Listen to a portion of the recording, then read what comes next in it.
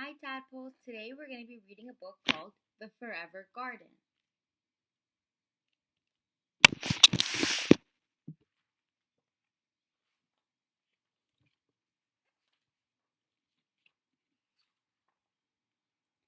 In sunshine and shower, in darkness and wind, Honey tends her garden. Honey's needs are always muddy.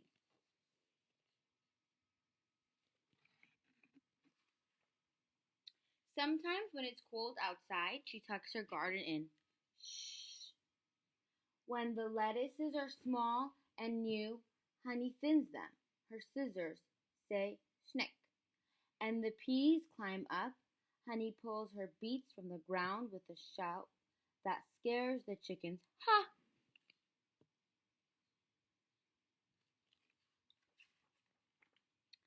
Honey sings to the kale. She sings it back, but I can't hear. She says it sings back, but I can't hear it. Not even when I listen close.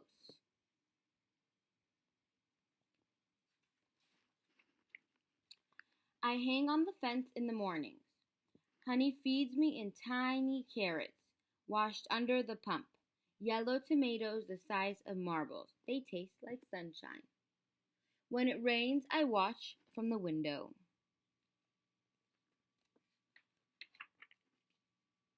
Sometimes Mom sends me to Honey for an egg to bake with. Honey's eggs are pink and green, smooth and speckled. The chickens get mad. They scatter. Cluck, cluck.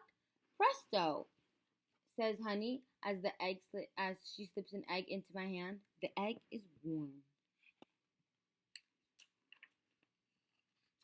Each Friday night, I ask Honey to dinner. She brings bouquets of funny things: squash blossoms, rosemary, raspberries on pickled branch. Nothing matches, but everything fits, and the table smells like a meadow. On nice nights, Honey eats in her garden: beans and salad, a jug of water from the pump, tinkling cold. When the fireflies come out, I go over for dessert. Honey always has a cookie. I have two or three. But one day there was a sign in Honey's yard. Angry letters shout, "For sale!" "What's up?" I asked. Honey peers out the sky. "Rain, maybe." "No, I mean, are you moving?" Honey stares at the garden. "Yes," she says. "My mother is sick. She needs me." "Oh," I said. "I'm sorry." "Me too." I kneel down. My knees get muddy, just like Honey's. The next day, I lie under the sunflowers and watch Honey plant strawberries.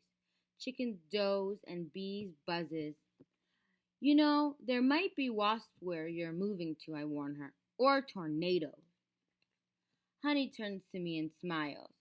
And smiles. "I miss you too," she says. I touch a strawberry leaf, dark and glossy. It trembles.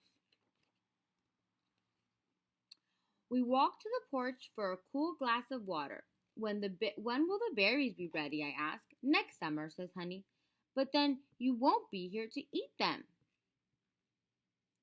Honey takes off her glasses. "Nope," she says, "but someone will." "That's not fair." I say, "It's your garden." "This garden isn't really mine," says Honey. "It belongs to everyone."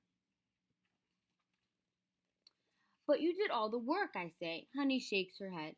"I didn't plant the grapes. I only ate them." "Then who did?" Honey shrugs. "No way to know, but that's just fine. The new folks will enjoy these strawberries the way I enjoyed the grapes. And if they add something, the garden will keep going and going. Maybe forever."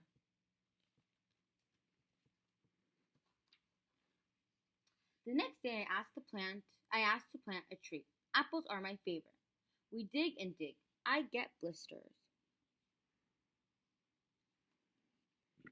But when we're finished, Honey says, "The tree will last a long, long time. Like a person," she says, "but with flowers." I make a sign so people will know. It says Honey and Laurel's tree. And then, it looks like Laurel and her mom are saying bye to Honey. She's officially moving out to her new house. A lot of you move to new houses, right? After that, Mom has to remember to buy eggs at the store. They aren't speckled anymore, and nobody eats in the garden.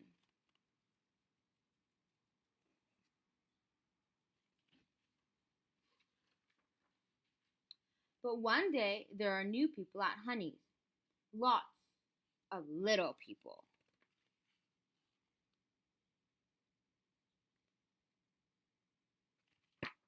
It says sold, so that means somebody bought the house.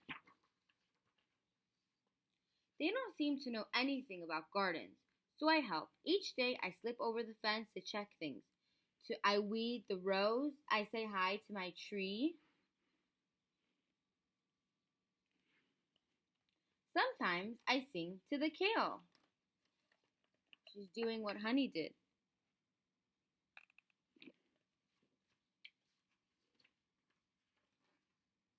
And you know what? When the world is very quiet, if I close my eyes, I can almost hear it singing back.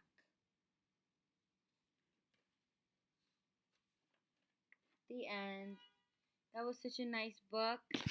I have a lot of trees in my house too. I have a pomegranate tree, a lemon tree, and an orange tree. And maybe you guys can plant some trees too. Bye, tadpoles.